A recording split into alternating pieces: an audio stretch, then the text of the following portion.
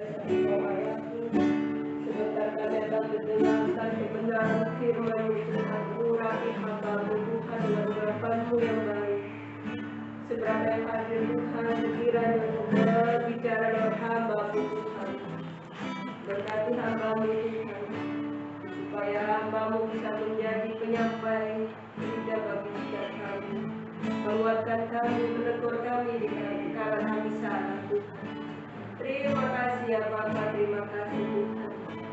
Kami akan mulai mendengarkan firman-Mu ini Tuhan, hanya di dalam nama Tuhan Yesus.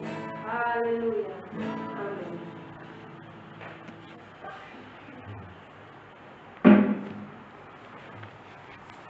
Oke. Puji Tuhan, salam, selamat malam. Ya. Terima kasih saya diberi kesempatan untuk sharing firman pada malam hari ini. Berapapun di antara kita yang ada, ya kita bersyukur masih diberi kesempatan untuk bersekutu. Ya. Sebenarnya lebih menyenangkan seperti ini, meskipun jumlahnya tidak banyak, tapi melayaninya itu bisa ketemu langsung, itu kalau bagi saya. Karena dalam masa-masa pandemi ini seringkali pelayanan itu lewat online, lewat Zoom. Dan kadang-kadang saya ini termasuk yang nggak suka kalau lewat Zoom. Kenapa? Karena kalau menyampaikan sharing firman itu seperti ngomong sendiri, nggak ada orangnya. Orangnya cuma di layar-layar. Dan pernah saya diundang di satu persekutuan doa SMA di Sidoarjo, tapi lewat Zoom. Dan saya nyampaikan, pokoknya nyampaikan semangat ya, ngotot ya, dan sebagainya. Ternyata di sisi yang lain terlihat di layar tuh anak-anak itu ada yang mendengarkan sambil dari tempat tidur, bapak bantal, gulingan, loh enak ngotot, saya sambil tiduran. Ya karena memang dari rumah, gimana lagi. Ya, nama saya Oki Raharjo dan ya puji Tuhan disambungkan lagi dengan Pak Edwin ini. Kami sudah lama nggak bertemu, 10 tahun lebih lah. Sampai dulu saya tinggal di Meratang, sekarang saya tinggal di Palem Pertiwi. Saya sama dengan satu orang istri saya dan satu orang anak saya perempuan umur 9 tahun, sekarang kelas 4. Ya, Tuhan sampai hari ini Tuhan itu mempercayakan kepada saya pelayanan doa. Jadi saya merintis sebuah pelayanan doa, tapi saya kerjakan secara media sosial, melalui media sosial. Karena tidak banyak orang yang bergerak dalam pelayanan ini, dalam pelayanan doa melalui media sosial. Dan itu yang panggil saya sejak tahun 2015, jadi 6 tahun belakangan ini saya mengerjakan pelayanan.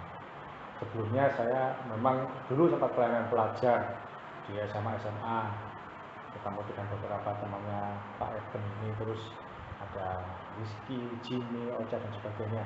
Sampai satu kali, ya kan kami juga tidak selamanya pelayanan sama-sama terus. Satu kali saya ada dalam masa-masa saya itu meninggalkan Tuhan. Jadi mulai 2006 dan seterusnya saya tidak lagi melayani pelajar, saya tidak lagi melayani di sekolah-sekolah. Saya mulai meninggalkan pelayanan, saya mulai meninggalkan Tuhan. Jadi nggak lagi bersemangat dalam Tuhan. Kenapa? Karena saya waktu itu mulai beralih fokus. Saya bersama dengan teman-teman yang lain itu saya membentuk komunitas penggemar salah satu grup musik. Saya menjadi ketuanya di Surabaya. Jadi kita mulai sibuk ngurusi grup musik ini, komunitas penggemar grup musik. Saya jadi pendiri komunitas penggemar yang Surabaya dan sekitarnya, menjadi ketua dan sebagainya. Nggak ada urusan lagi dengan pelayanan, nggak lagi melayani Tuhan. Minggu pun juga susah untuk ke gereja karena kami ketemu mesti hari Minggu. Dan sampai satu kali tahun 2015, dalam kondisi 2015 itu kondisi ekonomi tidak baik, kerjaan juga tidak maju-maju, artinya ya begitu aja. Saya guru waktu itu, sampai juga keluarga juga terpisah. Saya kan di sini di Menganti, terus istri saya di Madiun, dan terpisah selama ya sudah waktu itu sudah terpisah 2 tahun. Terpisahnya terpisah jarak saja. karena istri saya nggak mau tinggal di sini waktu itu. Dan saya sendirian di rumah. Waktu itu saya sempat dengan ayah saya dan bapak saya, waktu bapak saya meninggal, akhirnya tinggal saya sendiri. Dan dalam kondisi yang tidak menentu, pokoknya jenuh dalam segala sesuatunya. Setiap sore saya itu sering main di wifi corner. Dulu di Surabaya banyak wifi corner, sekarang ini sudah mulai berkurang karena sekarang sudah banyak HP Android, dulu belum banyak HP Android, jadi kalau mau internet datang ke wifi corner. Ada salah satunya di Jalan Kapuas itu kantor Telkom dibuat wifi corner. Jadi kita datang, bayar, beli voucher 5.000, nanti bisa main internet beberapa jam, dapat wifi yang beberapa jam. Setiap sore yang saya lakukan, pulang kerja saya ke sana, pulang kerja saya ke sana. Nah, nggak ada lagi yang bisa saya ini bisa saya lakukan apa? Pulang ke rumah nggak ada siapa-siapa. Sampai satu kali 21 Desember saya ingat saya. Nah, 21 Desember beberapa hari menjelang Natal dan rencana juga waktu itu mau pulang ke Madiun tapi nggak ada uang dan sebagainya. Dalam kondisi terpuruk, pagi-pagi waktu itu sudah libur sekolah, saya datang ke wifi corner itu lagi. Pagi jam 8 atau jam 9. Saya main wifi corner. Ya, Tuhan panggil saya waktu itu untuk tiba-tiba ada suara di dekat saya. Padahal waktu itu saya duduk sendirian, yang lain-lain di sana sini orang-orang yang saya duduk di satu meja sendiri. Tapi saya main internetan, ada satu suara berkata, jelas sekali saya dengar, ayo layani aku lagi. Saya tahu memang itu suara Tuhan, saya yakin, karena nggak ada orang. Tapi saya tidak segera respon, saya ngomong, nggak mau, saya melayani apa? Saya sudah nggak layak. Saya nggak bisa khotbah, saya sudah lama nggak pelayanan, sudah lama nggak memimpin pujian. Saya nggak layak untuk melayani itu, betapa. Terus, tapi suara itu tidak menyerah. Dia berkata, layanilah aku, sesuai dengannya kamu bisa. Aku bisa apa tuh? Kamu kan bisa internetan. Layani anak-anakku yang ada di internet. Waktu itu sedang marak-maraknya Facebook. Sekarang Facebook sudah banyak ditinggalkan, masuk seperti biasa. Layani anak-anak Tuhan di Facebook.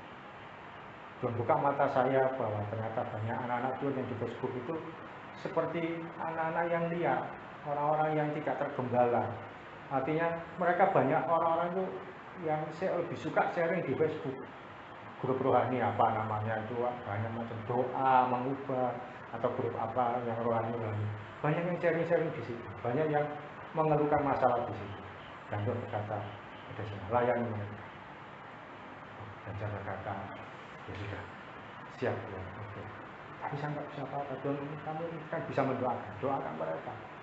Dan singkat cerita sejak itu, sampai keputusan untuk melayani melalui media sosial ini, artinya kalau orang yang sharing firman Tuhan di Facebook itu kan banyak yang nulis renungan firman Tuhan banyak sekali. Pendeta siapa atau siapa yang nulis firman Tuhan bagus-bagus banyak sekali.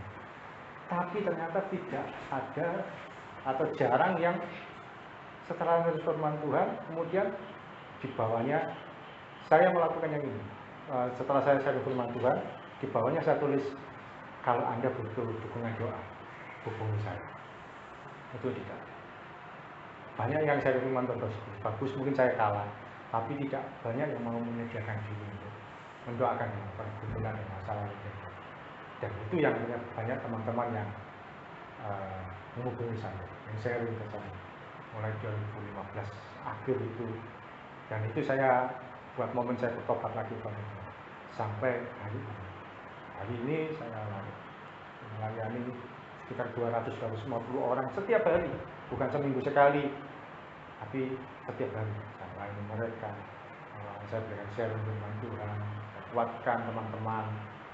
Ada yang ada dalam pergumulan, biasanya WA atau telepon, ya ada sekitar 200-250 orang yang saya layani secara pribadi oleh kemurahan Tuhan mulai 2015 sampai tahun ini 2021, 6 tahun. Dan sejak saat itu kan saya sudah mulai lagi melayani Tuhan melalui media sosial itu, sambil bekerja, sambil ngajar, sela-sela tapi ternyata satu kali keputusan saya mengambil langkah mulai tahun lalu jauh, ini tidak bisa disambi waktu ini.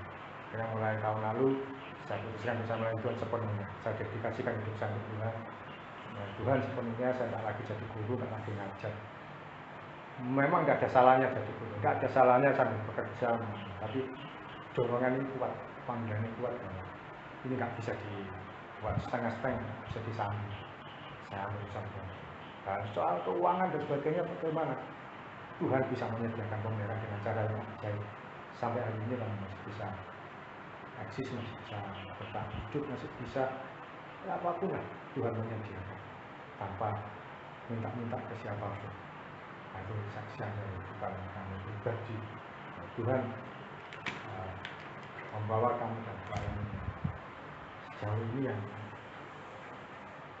jarang orang mau menekuni.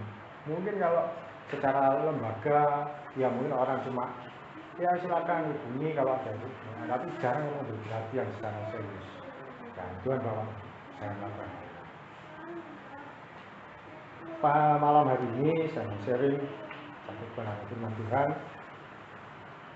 Hari ini kita sudah masuki awal Desember, tanggal 4 Desember, dan biasanya kalau Desember itu orang ingat dengan Natal, ingat dengan mau ganti tahun, dan seringkali orang manfaatkan bulan Desember juga untuk refleksi apa sepanjang tahun ini apa sih yang saya lakukan, atau ada kesalahan mulai diperbaiki. Dan tidak ada salahnya kita ambil kesempatan untuk Desember ini kita refleksi di hadapan Tuhan, kita refleksi mengoreksi diri, apa yang perlu diperbaiki kita perbaiki. Memang lebih baik setiap hari dan tidak selalu harus bulan Desember atau minggu Desember, tapi mumpung ada kesempatan kita refleksi kembali kehidupan kita pada kesempatan malam hari ini. Bagian firman Tuhan saya bacakan dari Matius 1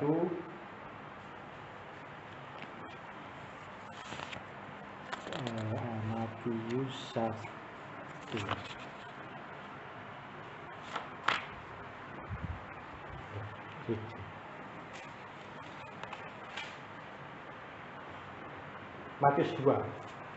Matius 2.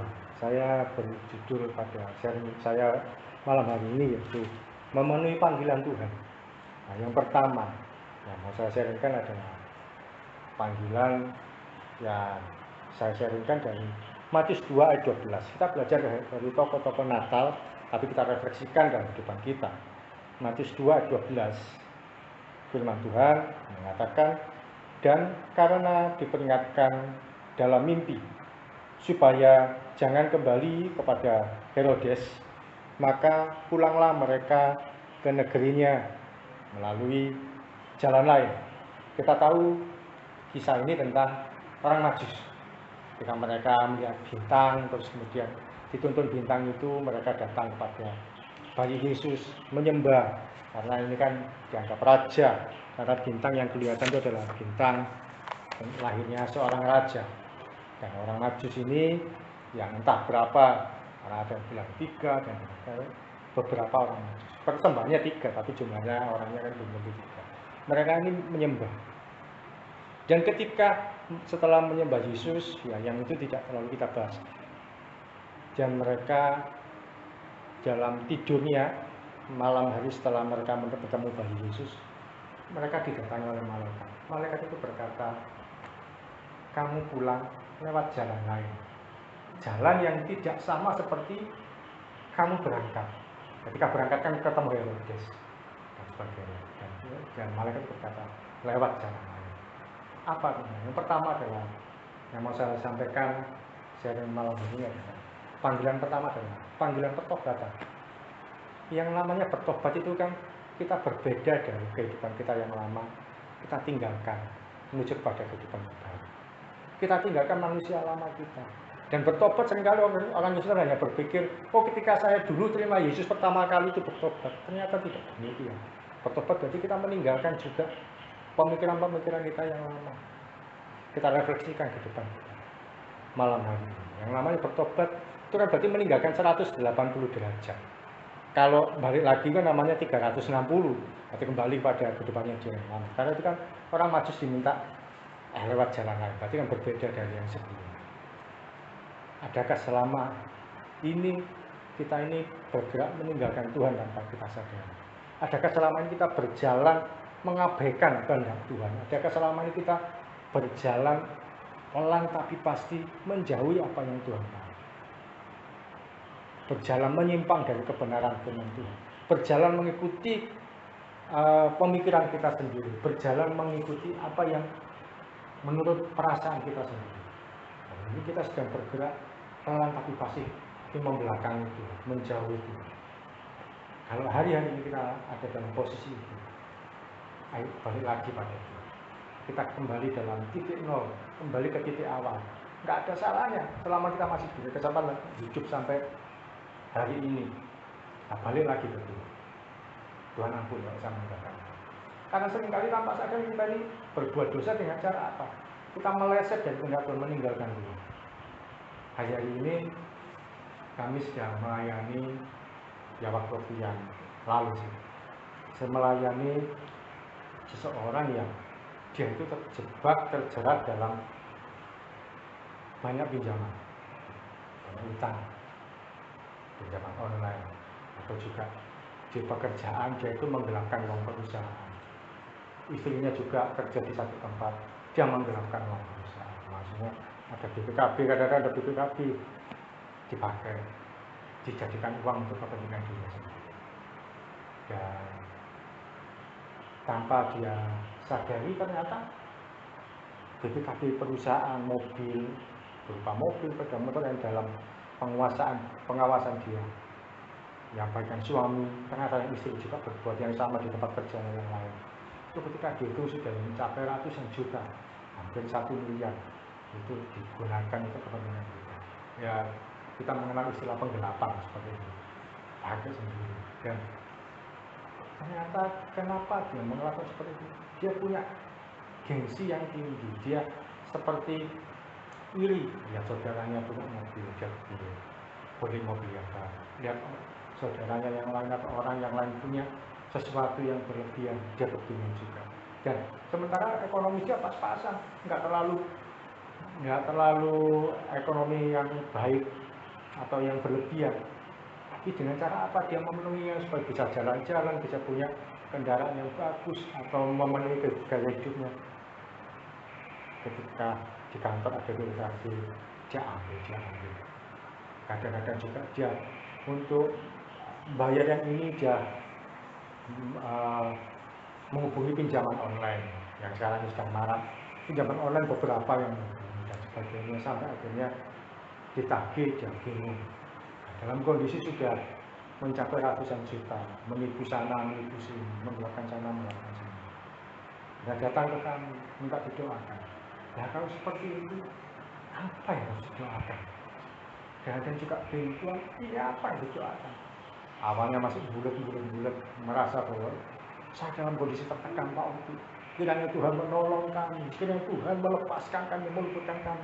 Tetapi kesalahannya sendiri. Nah, ya akhirnya ya, saya berdoa belas kasihan Tuhan. Saya satu kali Tuhan ingatkan, dia itu karena gengsinya dia. Kan awalnya saya juga nggak tahu, karena nggak terlalu mengenal. Terus saya sering, Pak, ada Anda yang diantar, ada dalam kehidupan Anda yang perlu dibereskan. Ya, awalnya masih bulat, oh tidak ada masalah. Kan saya tahu bahwa dia tidak nyadari ya. Tapi setelah sekian lama, sekali berbulan-bulan, berapa bulan, baru kemudian saya punya gengsi, maksudnya punya gaya hidup yang sama. Nah, ketika dia mati, itu yang ditunggu selama ini. Karena sebelum dia ngakui, dia cuma berdoa supaya Tuhan menolong dan melepaskan dia dari masalah dan memberi mujizat. Tidak bisa seperti itu. Tuhan tidak bisa kita atur dengan semau-mau kita. Kita berbuat dosa, kita berbuat salah, minta Tuhan membuat mujizat. Tidak ada kesempatan seperti itu. Kita harus berbalik dulu kan.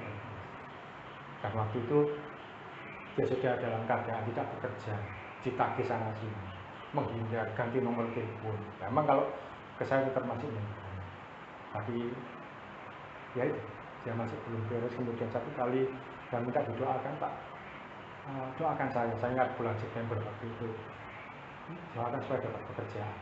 Oke, kita doakan, saya doakan Tuhan berikan anakmu ini belas kasihan dapat pekerjaan,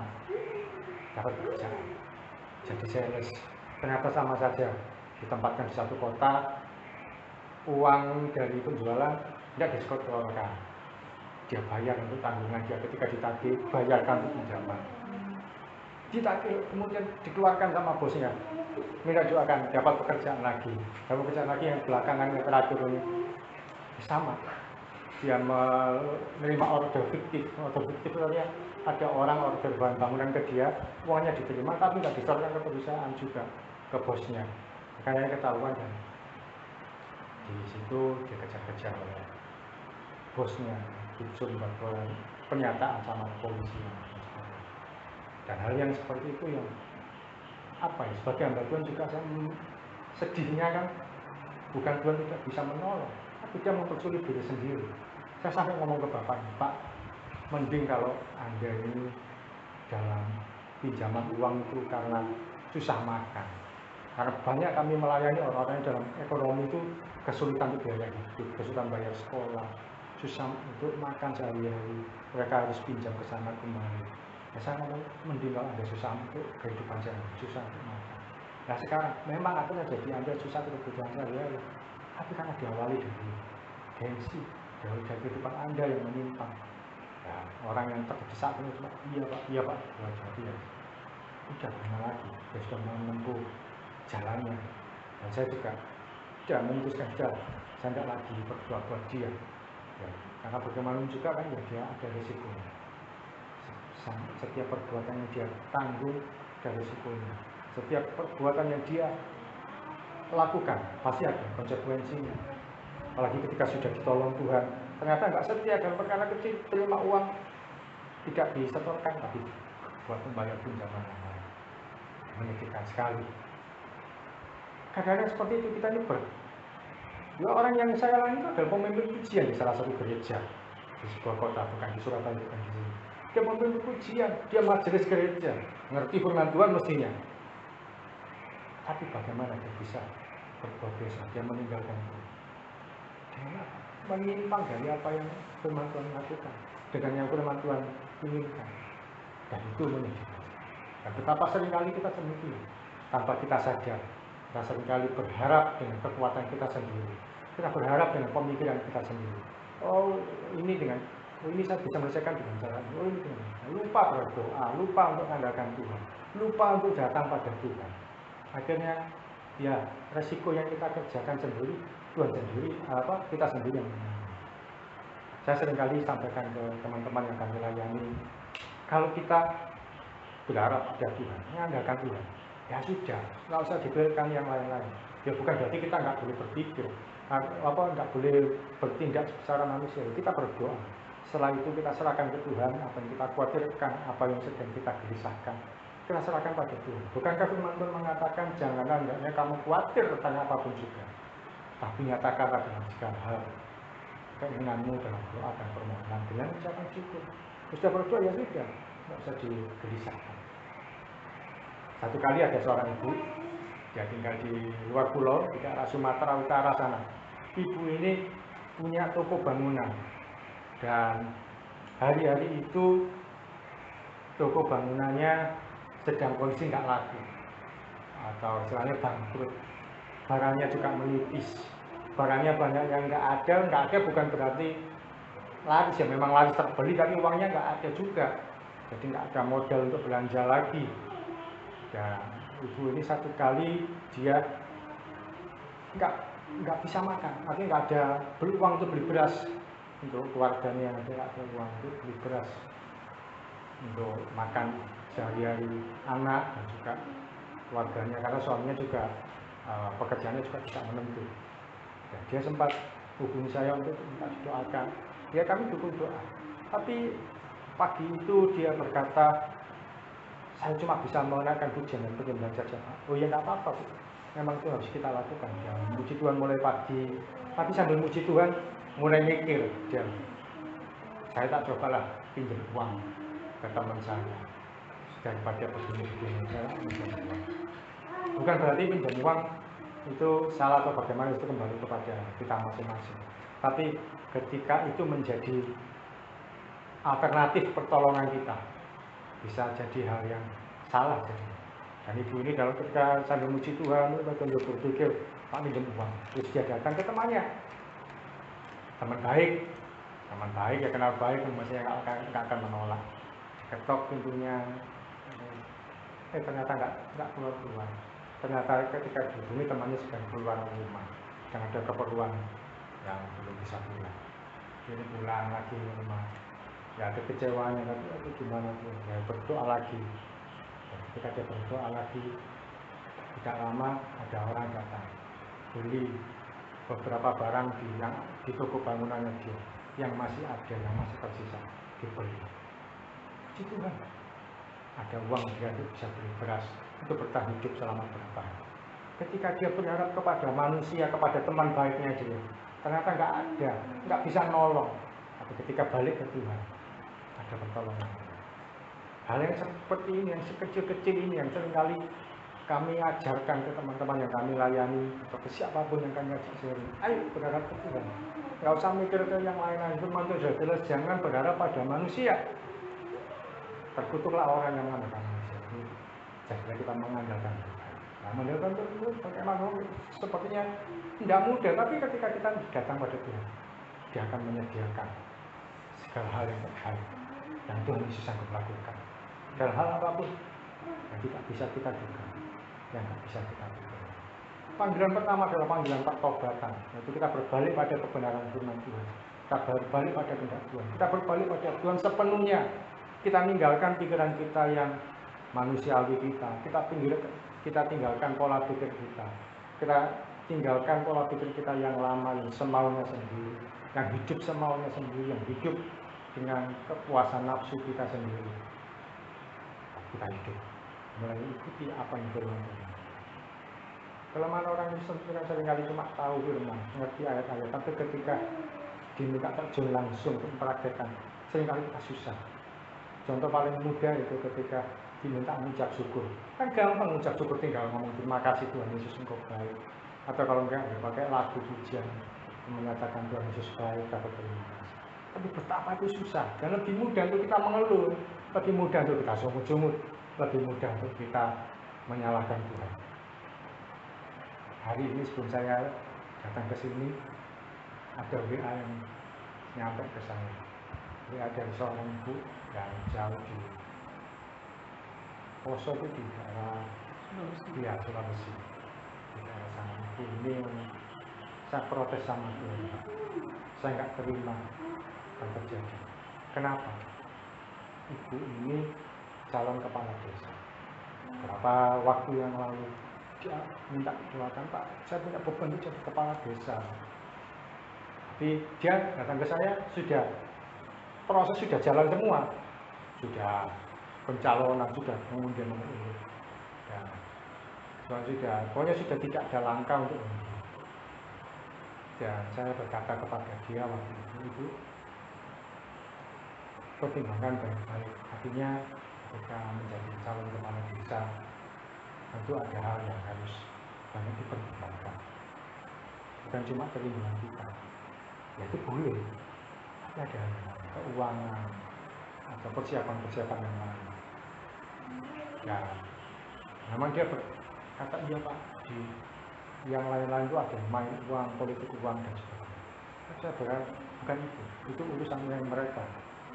Tapi kan kemampuan keuangan kan perlukan operasional untuk bayar tim sukses, kasih konsumsi dan sebagainya. Dan ketika saya sadarkan, ketika saya ajak untuk mempertimbangkan, dia berkata, ya, yang Bapak sampaikan benar. Sekarang ini saya sedang dalam proses mengajukan ke salah satu koperasi meminjam uang. Saya mau pinjamkan uang, mau pinjam uang di salah satu koperasi.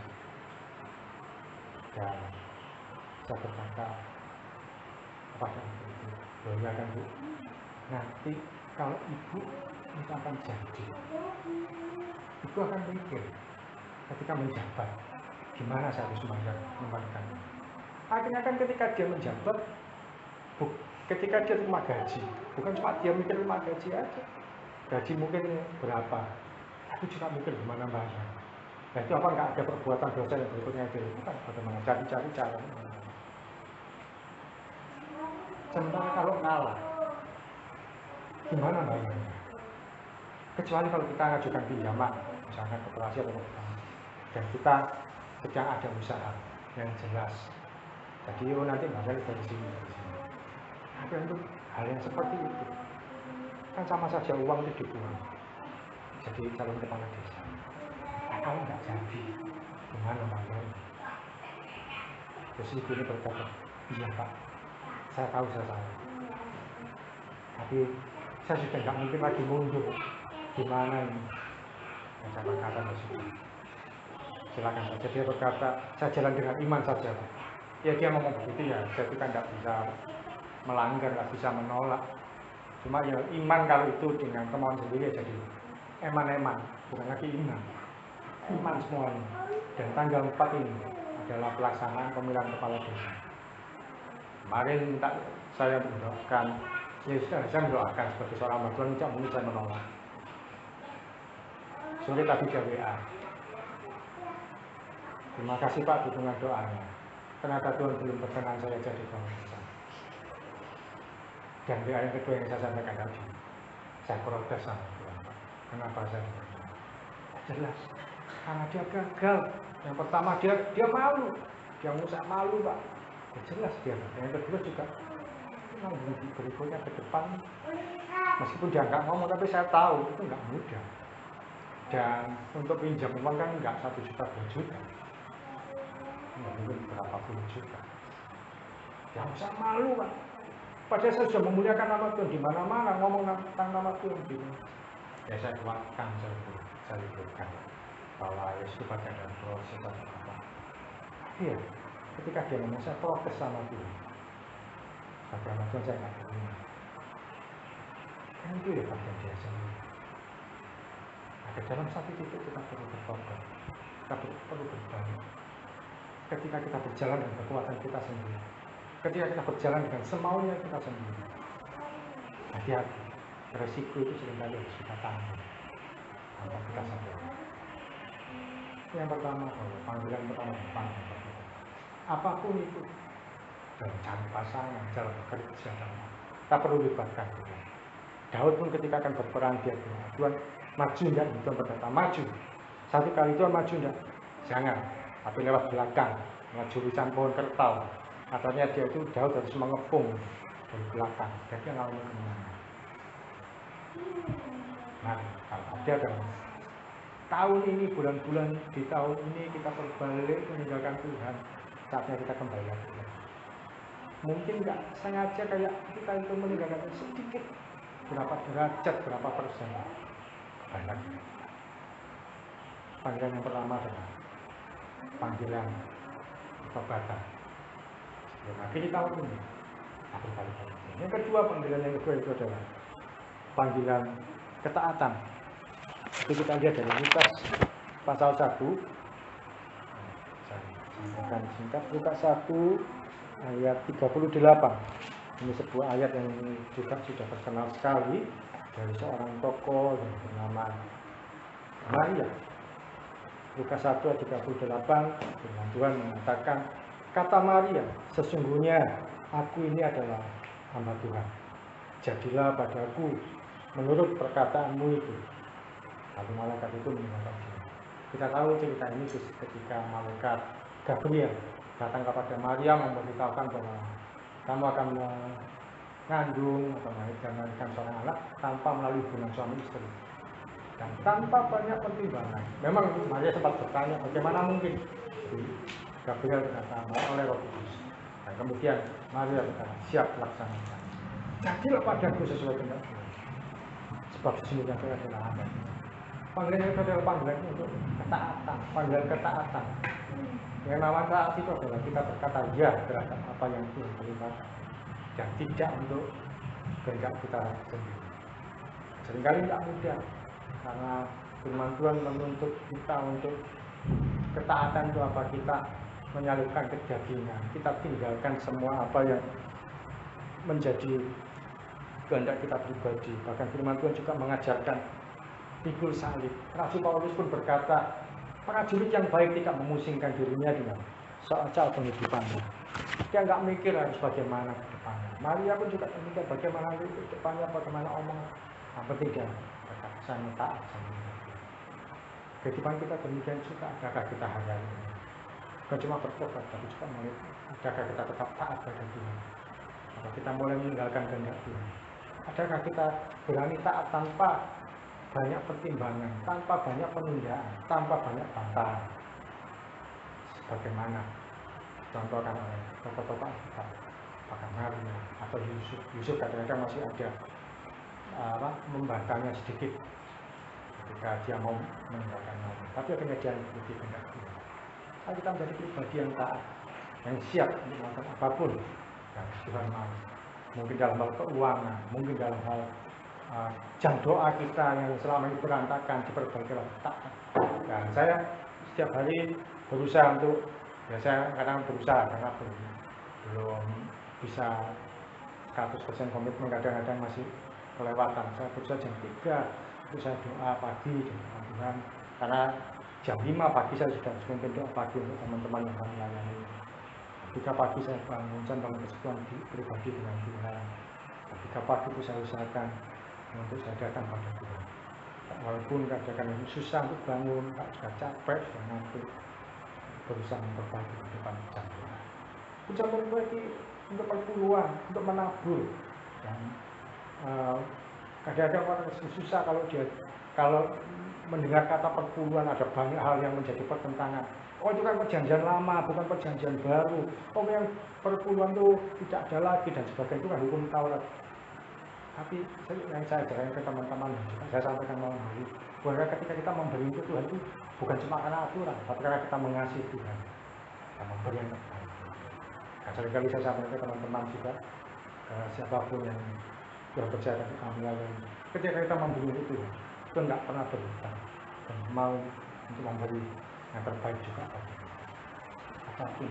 Dan ketaatan kita kan bukan cuma dilihat dari apa yang kita lakukan, dari memberi untuk Tuhan, dari melakukan apa yang firman Tuhan perintahkan. Saya ingat satu kali tahun 98, saya itu ikut di conference di Betani Manyar. Waktu itu saya masih di Beratang, kalau ke Betani Manyar dekat dan masih semangat-semangatnya, masih SMA. Itu di Betani Manyar diadakan konferensi pemuda, anak-anak muda yang ikut, anak-anak muda dari seluruh Indonesia. Bahkan kalau tidak salah waktu itu masih rame-ramenya reformasi yang di Jakarta, sampai akhirnya Pak Presiden Soeharto dilengsarkan. Nah, tidak lama setelah Pak Harto dilengsarkan ada konferensi di Betani Gereja Betani. Saya ikut saja karena kan nggak bayar kayak SPGI gitu ya, ikut saya. Nggak bayar, saya ikut. Dan satu hari saya ingat itu hari Rabu siang, setelah session selesai, session firman Tuhan selesai semua, terakhir sebelum acara selesai, ada seorang pembicara atau ya salah satu panitia itu menyampaikan bahwa kami akan membangun bukit doa atau membangun ruang doa kapel yang akhirnya jadi Betani ini menjadi salah satunya. Karena itu mohon untuk Anda yang hadir memberikan persembahan semampunya, sebisanya. Pokoknya itu ditantang untuk kami memberikan persembahan. Saya masih SMA, belum punya penghasilan dari ini. Waktu itu saya naik sepeda ke gereja Betani Manyar. Uang yang ada di saya cuma 5.000. Saya bayangkan pulang dari gereja Manyar ini kan panas, di Beratang itu ada jual es regen. Nah, nanti uang bisa bagi es sama jajan yang pas. Tapi ketika ada tantangan itu saya berkata ini bukan saya lah, masih banyak yang lain yang bisa memberi. Kalau saya nggak memberi, kan efek cuma satu orang nggak memberi. Ada sebelah saya paling yang memberi. Ketika kantong persembahan itu sumbernya itu pakai amplop coklat, bukan kantong. Saya berkumus, tidak Tuhan, saya tidak punya uang, saya doakan aja lah, aman, apa doa untuk pembangunannya. Nah, ternyata ketika lewat di depan, ada satu getaran. Saya nggak ahli mendengar suara Tuhan atau apa, tapi waktu itu berikan uang yang ada. Kayak ada getaran. Ya sudah, saya kasihkan 5.000. Oh, wis nggak beli es, nggak apa-apa, minum dulu. sudah katanya kayak ada perasaan lega sudah nggak ada, udah hilang, nggak ada uang lagi, sudah selesai sampai rumah ya sudah nggak bisa beli minuman. Begitu sampai di rumah belum lama saya ingat mama saya menyuruh saya ngantar satu barang atau satu pesanan, saya lupa barang apa, ke temannya di rumah yang lain, maksudnya di gang yang lain. Ini dia saya antar siang-siang pulang dari rumah, saya dikasih mama saya mungkin sekedar ongkos transport atau dikasih uang sebesar 5.000. Jadi 5.000 saya tadi digantikan sama saya. Tuhan mengasihi. Itu contoh kecil yang saya mengucap syukur. Dan sampai hari ini pun ketika saya memberkati banyak orang, saya memberikan apa kepada saya, Tuhan tidak pernah berhenti. Ketika saya masih ngajar di Kutisari, saya dulu guru di Batal Sulung Kutisari. Kutisari Utara itu ada sekolah kecil, sekolah Kristen yang paling besar. Dan setiap tahun Tuhan itu selalu gerakkan saya untuk memberkati anak yang tak mampu. Selalu ada saja satu anak mungkin yang dia itu mesti punya problem, nggak bisa beli buku, nggak bisa bayar uang kegiatan tahunan. Kan selain SPP juga ada uang kegiatan tahunan kalau sekolah swasta. Tahu SPP itu urusan orang tua, tapi kadang-kadang mereka pun juga nggak mampu bayar uang kegiatan tahunan atau terus kalau beli buku itu juga bisa. Jadi seringkali cuma nebeng menurut temannya. Nah, kalau buku materi, buku bacaan nggak apa-apa. Kalau LKS kan nggak bisa. Mungkin bisa dia nulis di buku tulis biasa, tapi nanti mengganggu teman. Tuhan seringkali mengatakan saya bayari dia. Tahun berikutnya bayari uang kegiatan. Sampai tahun 2019 sebelum saya mengundurkan diri dari sekolah, ada satu anak yang dia saya bayari uang kegiatan tahunan, juga saya berikan buku. Dan 2019 juga dari retreat, orang tuanya sudah ancang-ancang kalau saya retreat nggak punya uang. Dan mohon maaf, guru-guru pun juga nggak mau membantu, nggak mau tahu bagaimana. Ya sudah, ini nggak ada solusi. Saya pun membayari dari retreat, tapi saya pesan anak ini jangan sampai ketahuan. Jadi saya kasih uang untuk ngansur, misalnya 100.000 dulu. Nah, retreatnya 400. Saya kasih 100, nanti akuntansinya kasih saya. Pokoknya seakan-akan dia yang bayar. Meskipun begitu tetap saja ketahuan. Satu kali dalam sebuah rapat guru, ada guru yang berkata, Pak Uki kalau dia naik kelas di kelas saya nggak mau bayari dia seperti Pak Uki. Sakit, kok ini jadi masalah. Padahal kan saya juga tidak menuntut orang lain itu bayari juga. Tapi apa yang kamu takut? Gaji saya waktu itu, saya punya tanggungan di bank. Jadi setiap bulan gaji itu tidak saya terima. Gaji yang seberapa besar, cuma 1 juta sekian, enggak saya terima, potong kalau sekolah. Dan penghasilannya saya dapat dari apa? Ada anak-anak itu, mereka ikut bimbel, ikut les di saya sepulang sekolah. Dan satu anak, 100 jadi gaji yang saya terima ya 500 atau 600 ribu, karena yang ikut cuma 5 anak untuk ikut bimbel. Gaji yang saya dapatkan 500 atau 600 ribu kali itu belum untuk saya memberi buat istri saya dan anak saya di Madinah, belum untuk saya sehari-hari. Ini saya masih harus membantu anak ini. Dari uang yang tidak banyak itu, saya berikan juga buat yang tidak takut seberapa punya saya ada. Ini bayarkan dulu, kasih 50 atau 100 ribu. Hari ini saya percaya apa yang saya alami saat ini itu buah taburan yang saya dulu. Saya menuainya dengan cara yang tidak terduga. Tuhan memberkati dengan cara yang ajaib. Karena saya sering ngomong ke teman-teman, saya ini pelayanan itu karena saya punya panggilan dan itu yang tidak bisa saya tunda, bukan karena saya ikut lembaga atau organisasi. Gampang kalau orang melayani full timer ikut gereja, ikut organisasi, dia tinggal terima gaji bulanan. Saya berangkat karena kebutuhan saya, bukan karena apa, karena saya mau ini panggilan yang tidak bisa saya tunda. Dan gaji saya itu gaji yang ajaib. Bulan ini misalkan bulan yang lalu ada orang yang memberkati saya, belum tentu bulan ini orang yang sama dan orang yang lain memberi tanpa saya minta. Tiba-tiba saja saya terima WA tanpa saya duga, Pak, puji Tuhan karena doa Bapak saya hamil dan saya punya komitmen saya mau memberi itu Bapak transfer 1 juta. Saya bukan menyumbangkan jumlah uang atau kepandaian itu. Ada orang ketika penyemasa iman pun diberkati dan orang memberkati saya juga. Cara yang mana kalau bukan Tuhan yang menyerahkan. Dan kecelakaan saya yang kecil-kecil, yang sekecil. Kadang-kadang saya juga, ketika saya sudah nggak jadi guru, kadang saya bingung, Tuhan, ini saya nabur kemana nih? Saya nabur ke siapa lagi, Tuhan? Saya nggak ada kesempatan secara langsung. Kadang-kadang saya juga katakan, ini orang ini biasanya nggak punya uang. Ini dia kesulitan untuk beli susu buat anak. Ya saya transfer. Mungkin dia bahasanya, Pak, saya pinjam dulu, tak apa-apa. Nanti dia kembalikan atau tidak, sedang nggak saya tujuh. Seringkali terjadi. Belum lama saya ngasih atau transfer ke orang yang saya bantu, Tuhan sudah memberikan berkat. Semua terima kasih karena Tuhan. Berapa waktu yang lalu, minggu yang lalu, ada hal yang unik yang saya alami sampai 2 kali dan saya ngomong ke teman-teman, Tuhan itu luar biasa. Saya belum khotbah, Tuhan sudah memberkati. Artinya apa? Satu kali saya dapat terima panggilan undangan untuk melayani di sebuah persoalan doa dari lembaga Kristen terkenal di Surabaya. Saya nggak bernama yang nggak enak. Salah satu lembaga terkenal di Surabaya, lembaga Kristen. Sudah undang saya seminggu sebelumnya, 2 minggu sebelumnya. Karena tanggal 15 pasti ada persekutuan. Dan waktu itu 15 November saya diundang, sudah dihubungi sama Muslim. Sampai hari Sabtu, 14 November hari Senin, November kemarin. Sabtu saya sudah buat presentasi, buat PowerPoint karena lewat Zoom. Saya sampaikan, jadi ya, pasti ya? Iya Kak, pasti Kak. Nanti saya buatkan linknya. Minggu pagi, minggu siang nggak ada kepastian. Biasanya kalau orang undang Zoom itu kan mesti ada linknya, sudah jauh-jauh hari. Nggak ada. Sabtu sampai besok. Senin pagi, siang nggak ada kabar.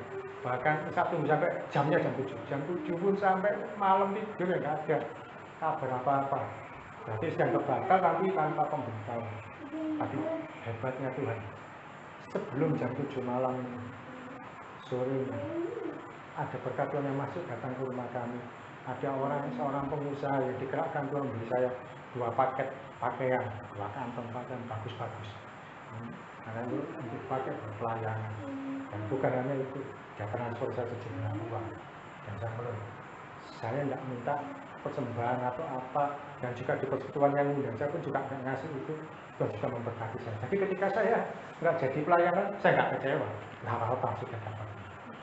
Meskipun bukan itu yang saya cari. Dan minggu berikutnya, ya semingguan yang lalu lah, ada satu persoalan doa yang nggak jauh dari rumah saya, undang saya juga untuk satu acara.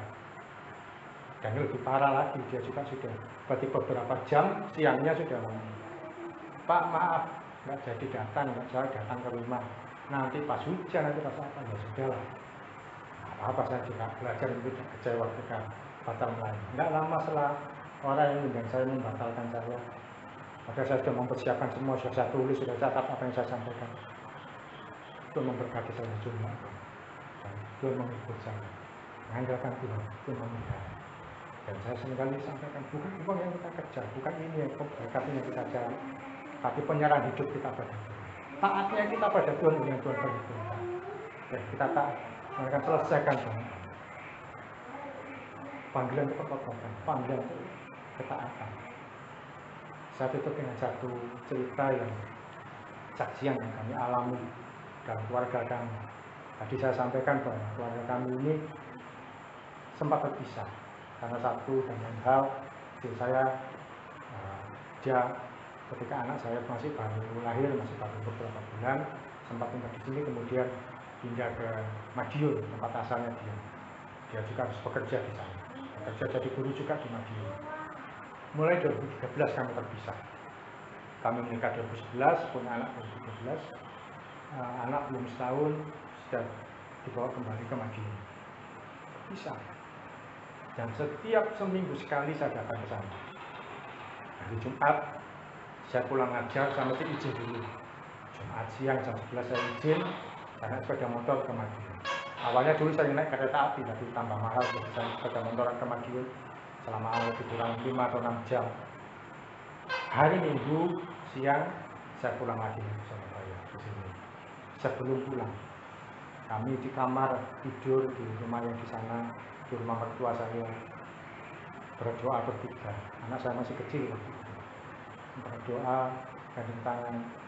Bukan hanya doa supaya saya selamat dalam perjalanan pulang, tapi di akhir doa saya berkata, Tuhan, kamu boleh izinkan kami bersatu lagi dalam keluarga secara utuh seperti sebelumnya. Dan doa itu saya ucapkan setiap kali saya mau pulang dari Madiun ke sini, ke Menganti. 1 bulan, 2 bulan, doa itu enggak terjawab. Kadang-kadang saya, Tuhan, mana jawaban doa? Kadang sambil saya nyetir sepeda motor perjalanan pulang dari Madiun, saya itu ngomong ke Tuhan, ya, bukan mengeluh, tapi ya kadang itu orang ada capek, ya Tuhan, saya capek kalau gini terus Tuhan. Tiap mau ketemu keluarga harus pulang ke Madiun. Tapi dalam doa itu setahun, 2 tahun, rasanya nggak ada apa-apa.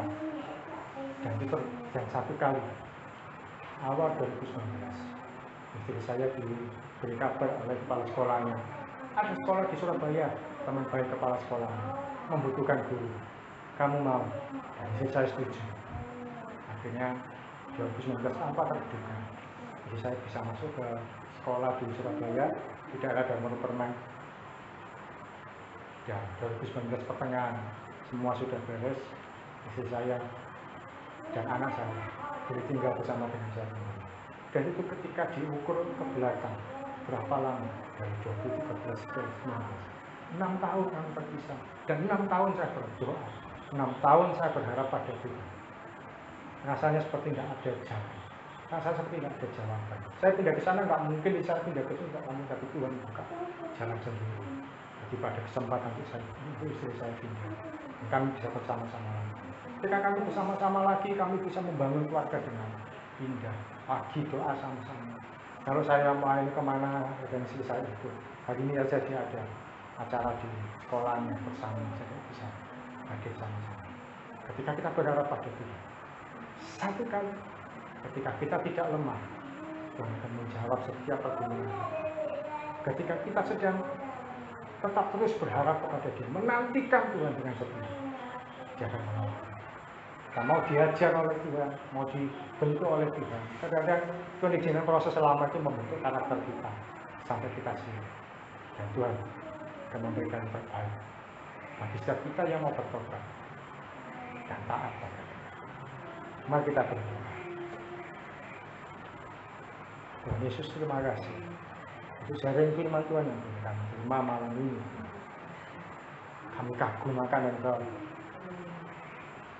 Kami mau Tuhan, Desember ini Tuhan, sebelum kami mengakhiri 2021, kami nggak mau sekedar lewat begitu saja.